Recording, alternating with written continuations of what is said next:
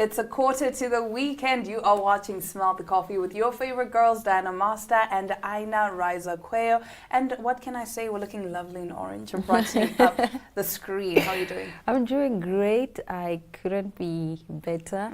I always love Thursdays because it means we are closer to the weekend. So I'm excited. When you get to rest on the weekend. Do we really get to rest on the weekend? Because we still work during the weekends. And these weekends fly by just like that in the blink of an eye. Last night I was a bit restless. I woke up, you know, I told you I sleep at 8 or 9. So and yesterday, then you wake up at midnight, So yesterday I woke up at 2 instead of 3. Okay. And so then started praying, did what I have to do, and then I couldn't sleep until like 5:30. When it's time for me to wake up, that's the time the sleep is coming. And my cousin came and pulled the blanket off and said, wake up! Wake up and smell the coffee.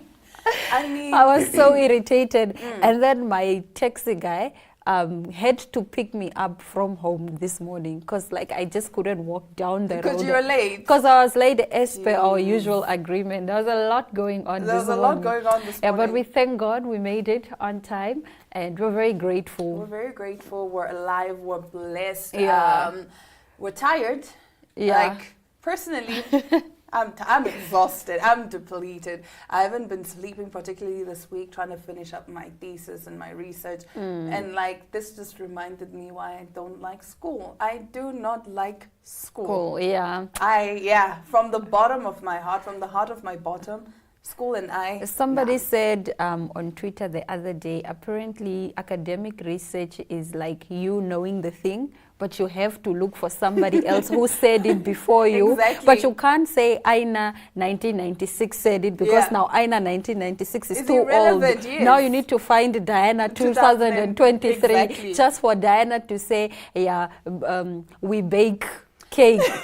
It's just things that you already know, but you must find someone to say it for you. No, academic research is the worst. Just the finding of the sources and reading through all of these books and texts. Just to put one thing together. Just to one sentence. Like, honestly speaking, and I have a very busy mind, right? Like, have you noticed even when I speak, I will start saying something, and before I even finish that train of thought, I'm onto the next. So now it translates as well into my writing because I'm like, now I'm trying to put this thing together, but I'm like, okay, but then this other thing, because I don't want to forget that other thing. And so it becomes a whole mess, but we thank God for Grammarly. And Killbot. But nevertheless, we will be taking a quick ad break and bringing you some bizarre stories when we come back. Attention kids, we have some exciting news for you. We are back, and this year we are planning on going big. So listen up. If you are in grade 3, grade 2, grade 1 or pre-primary, we are bringing your free school workbooks to you soon. This is all you need to know about where you can find your books. Books will be available for free in Republican Street Sale newspapers and all Namibian Sun newspapers. And for all pre-primary kids out there, your books will be delivered to your school in all 14 regions of Namibia. And there's more. Pre-primary books will also be printed in 9 different languages. Check out when your book will be available from the schedule right here. That's not all.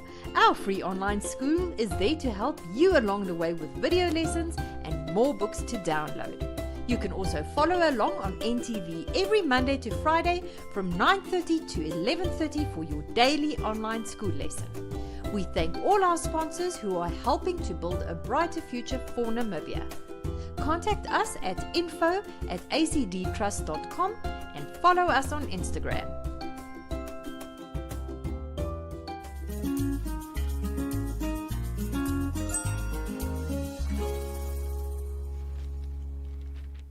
We start off our top stories with the usual bizarre news. My wedding was upstaged by a creepy woman who identifies as a cat. Yeah.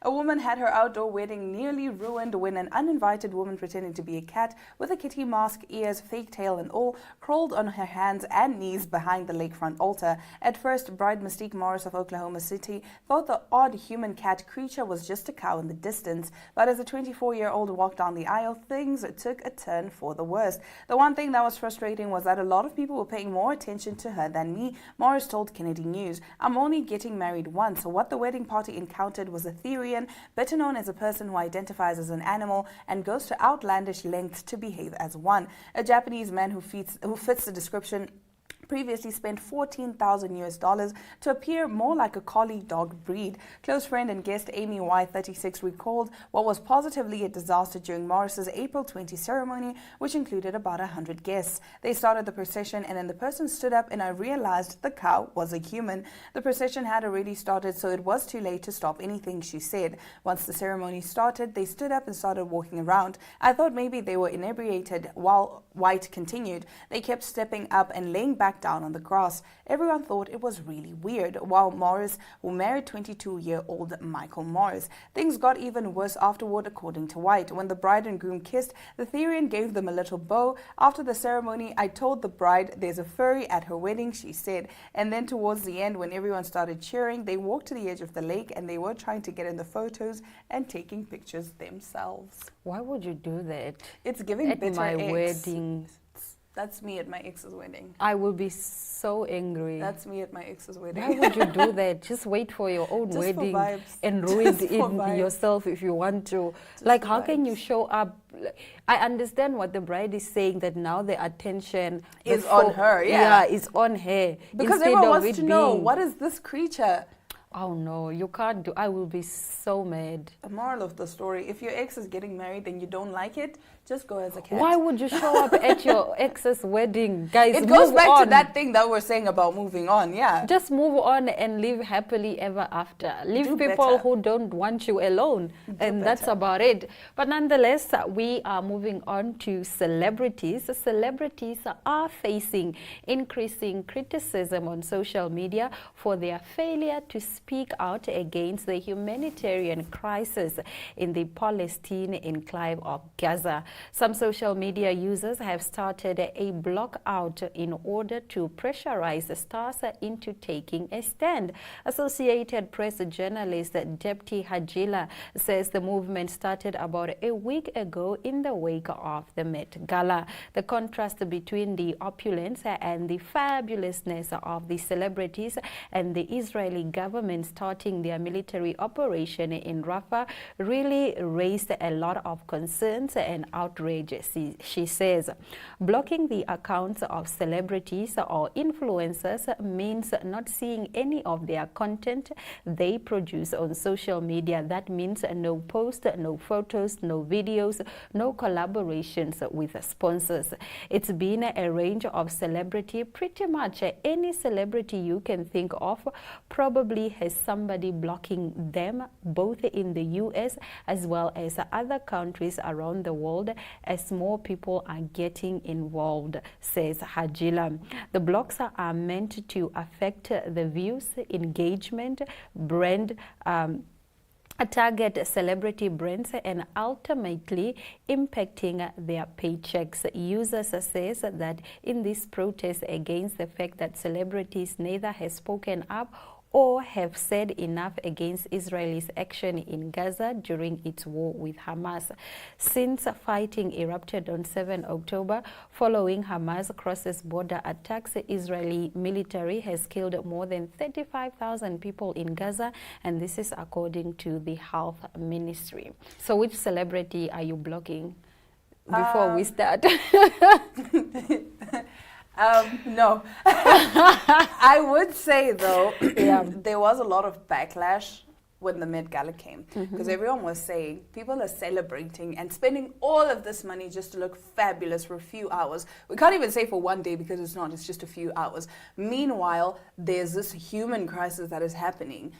And so I get what people may say, like, oh no, but I as Diana can't save the whole world. And Yeah, whatever. celebrities surely cannot save the world. They cannot, but then if they come together and put in like a collaborative effort, imagine you're paying 50,000, right, for a ticket to the Met Gala. Imagine if 10 of us came together, put that money, and then like started like some foundation or donated that money towards a better cause. Okay, Yeah. Number one, celebrities don't owe us anything. They don't. Number two, who is to say that they are not contributing their money to other humanitarian causes? Maybe they are not passionate about war, but maybe they are passionate about children that are suffering and they are putting their money out there. I think it's just odd that we are deliberately forcing these people to say something. If they do say something wrong, and then you are going to be, oh, cancel Aina. How dare she says that she didn't say the right words. So that's why a lot of celebrities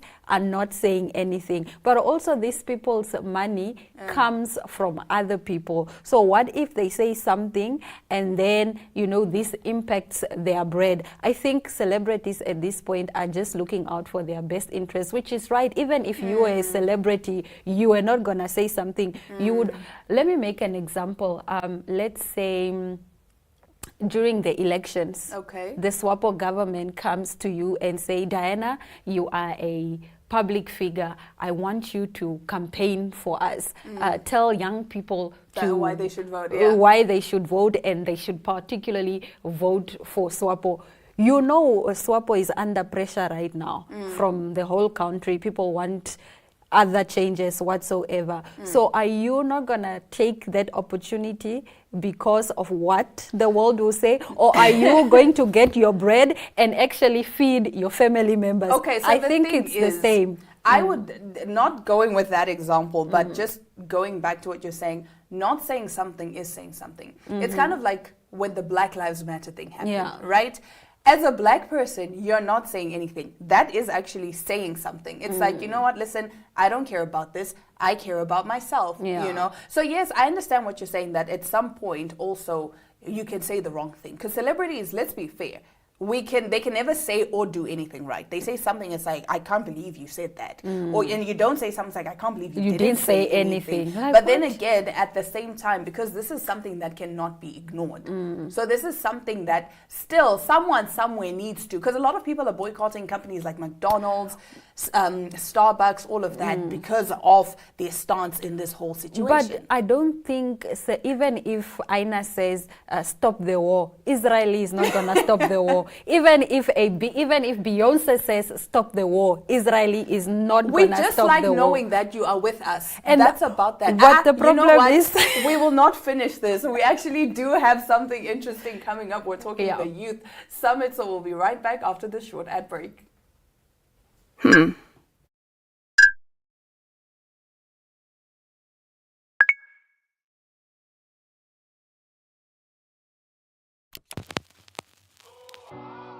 eTicket, your online ticket solution for events and event marketing, bringing you ease of mind and making sure that your event gets out there.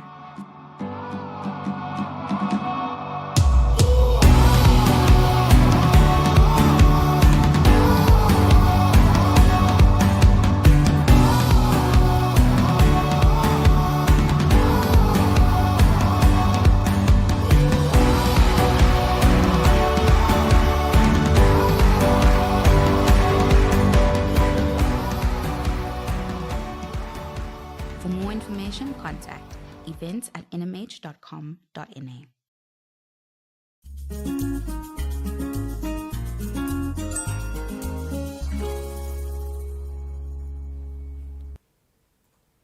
If the youth of this country are not empowered, then they cannot harness their future with knowledge and intention. Today, we are joined by Kylie, not Jenna. Her name is Kylie Sissing Langenhoven. She is the KCYE committee member, and she is here to talk to us about the Kommersdal Constituency Youth Expo. How are you doing? I'm good. Thank you for having me. You are welcome. Please talk to us about what inspired the Youth Expo and why is it important that we have these type of engagements in our community. Okay, so what inspired the Youth Expo? While working in the community, I think it was brought to the attention of the Kommersdal constituency leadership that there are pressing issues and challenges that the youth is facing, namely unemployment. The importance of this is we want the youth to feel heard, and that someone is doing something about that. And this extends even further. It can strengthen the ties within the community as well. That is the importance of this. Okay. And then when and where will the expo taking place? So this kicks off at 7 o'clock on the 23rd of May, and it goes through to the 25th of May. So it goes from 7 in the morning until 8 p.m. It's at the Ramatex in Ochamise. So please join us. Yeah. I will definitely be joining. I actually thought it was just for the youth in Khomasdal. So it's not only for the youth in Khomasdal. Okay, no, it's for everyone. Okay. So the stalls, the showcasing of skills, yes, that would be for the youth in Khomasdal. Okay. But obviously there'd be networking and engagements Okay. and etc. Yeah. Okay, what is the theme for the event and why did you particularly choose that theme? Okay, so we were looking at changing the narrative by empowering the youth and more like empowering the youth and also creating employment and also through engagements and through knowledge, say from professionals or institutions. Yeah. Okay. And could you please walk us through the structure of the event over the 3 days? I understand that it's going to be 3 days. You can highlight the objectives and the activities that are planned for each day. Okay, so structure. Okay, so let's look at the first half of the day. That would be from 7 o'clock until 1:30. Okay. So it would start off by keynote speakers addressing the youth. And when we talk about keynote speakers, would be our governor, it would be our prime minister, it would be our ministers, it would be our EDs from the various governmental institutions, and we'd also have a panel whereby we have professionals from different businesses. There'd be sessions, questions and answer sessions, whereby the youth can ask questions and answers.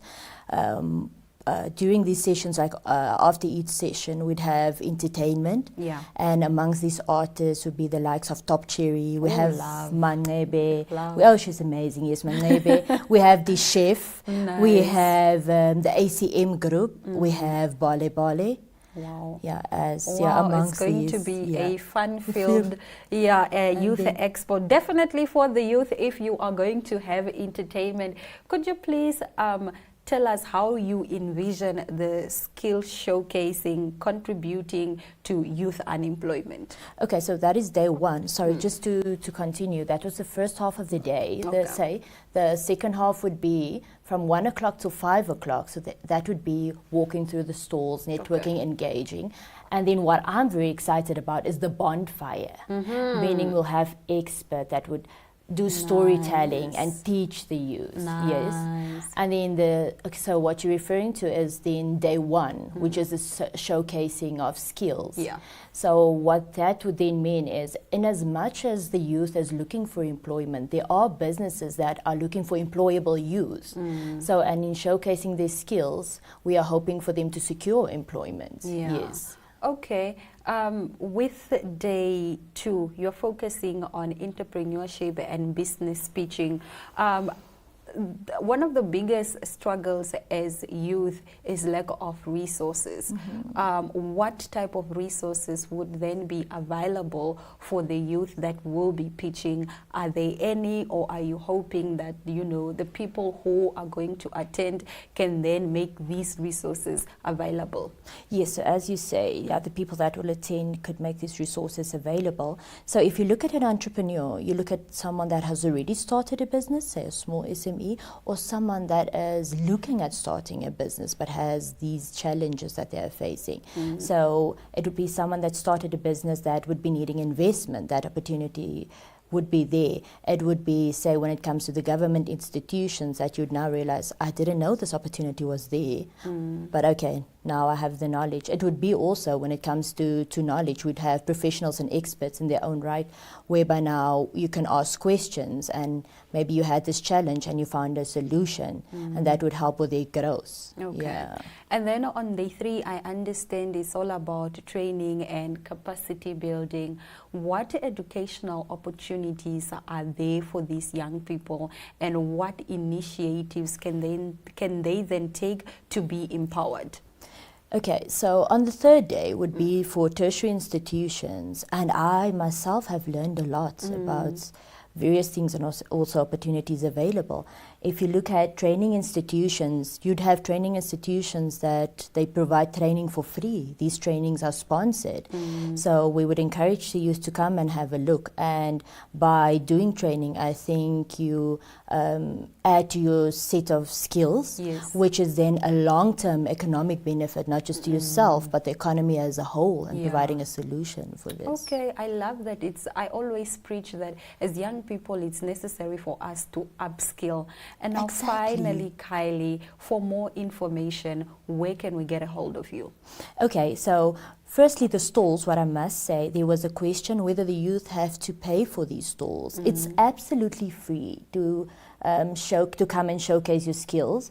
And for information, we do have social media pages on both Instagram and Facebook. And on these pages, there would be, you'd find details where you can contact us. You'd either contact Regina Ambabi, which is our chair lady, amazing lady, and also Lucas. So the information are on these social media pages. Okay, Kylie, thank you very much for joining us on Smell the Coffee. Thank you for, spearheading such a brilliant initiative for young people in this country. We're excited for this, and thank you for having me, Aina. You're most welcome. We will be right back shortly after the break. Stay with us.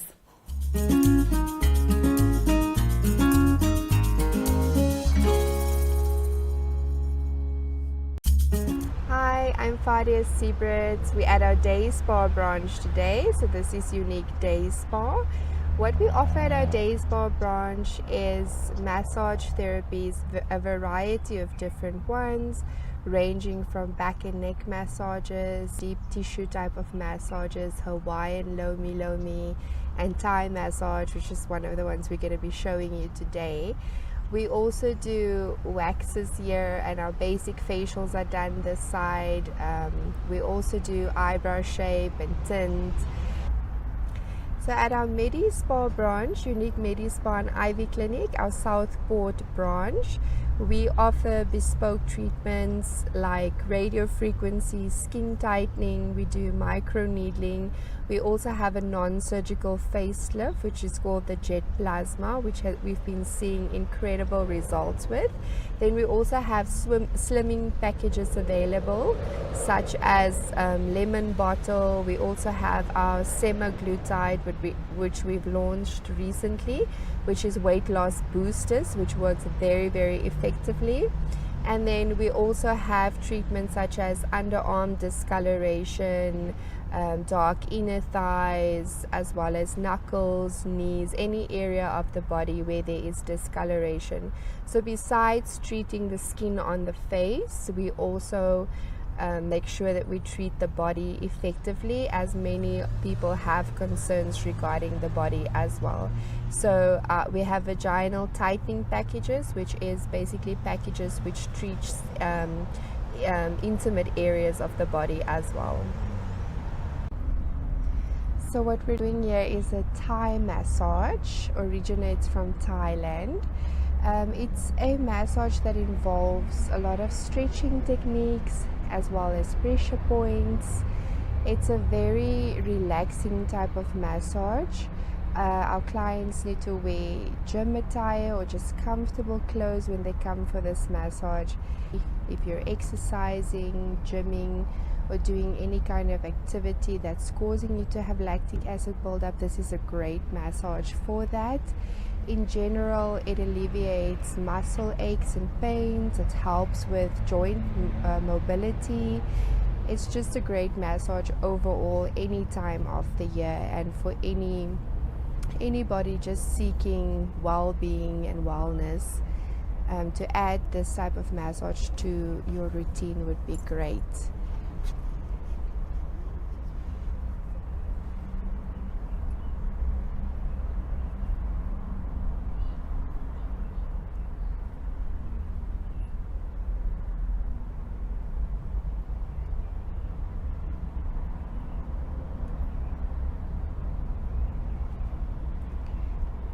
So the Thai massage can be done as often as once a week, or it can be done every second week or monthly for optimal results.